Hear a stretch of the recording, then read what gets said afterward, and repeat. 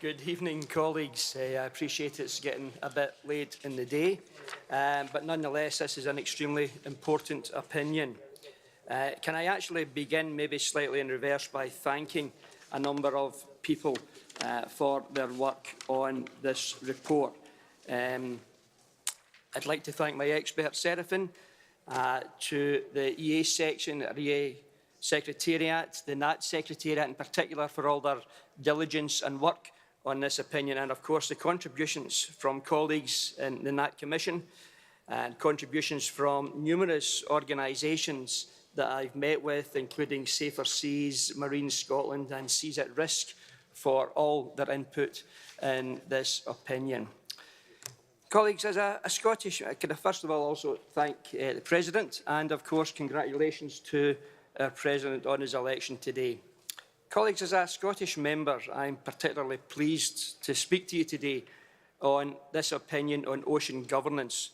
Scotland's nature and national character has been very much shaped by our continuous interaction with the sea, not just near our own shores, but across oceans far and wide, and indeed our 6,200 miles coastline is certainly testament to that and brings that together.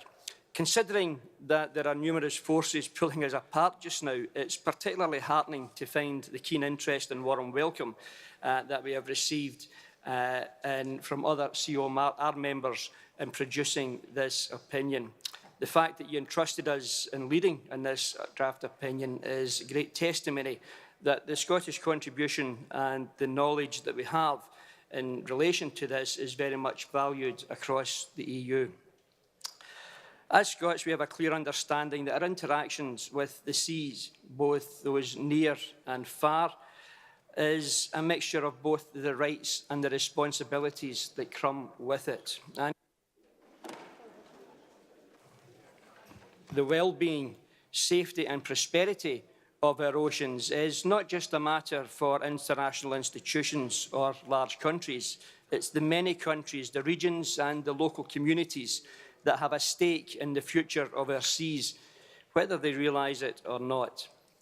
The recent official conclusions of the Council of the EU highlight that the local and regional dimension of ocean governance should not be overlooked, and indeed the many challenges facing our oceans require their active participation. Currently, the joint communication on ocean governance focuses on three key priorities: better international rules, less pressure on oceans and more on the blue economy, and more and better international research and data. I'm particularly grateful for all the expertise and comments from fellow COR members, academics, researchers and officials in improving the text that you now have in front of you. There are 18 amendments tabled. For the most part, I believe they will improve on the text and on issues such as the incentives and capacity building, including the EU negotiations with third countries. A note of caution on seabed mining: the need to make clear that inshore and offshore economic and environmental development activities are closely interconnected.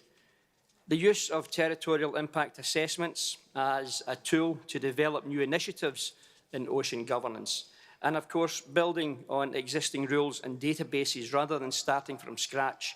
This is particularly important to ensure that local and regional authorities can contribute to data collection and rule enforcement.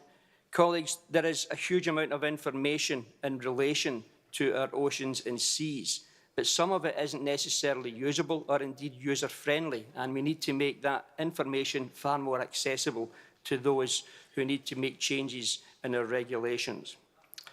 There is a need, of course, for the national EU and national agencies to pool resources to ensure that there is sufficient control of our shores and adjacent areas. There is no point in improving and having better regulation and governance if we are unable to enforce it. Colleagues, 60% of our oceans has no rules or regulation because it is outside national jurisdiction. We need to change this on a global basis, but let's look nearer to home and begin to lead the way on that.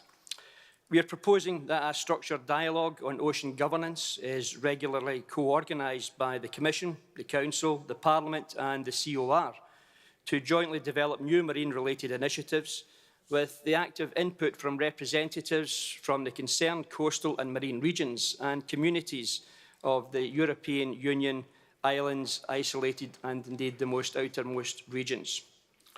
To conclude, ocean governance may seem a matter that is far from the immediate interest of most local and regional authorities, even the coastal ones. However, issues that happen on either side of the oceans can have impacts environmentally, economically and socially in our shores and indeed vice versa. Furthermore, local and regional authorities do often have legal and financial powers that have a bearing on the good health of our seas, such as on pollution prevention. Therefore, this draft opinion aims to scope the crucial and positive contribution that our authorities make to the well-being and prosperity of our seas. Thank you, colleagues. Thank you all for the support, and I look forward to the next stage in getting this through with the respective amendments. Thank you.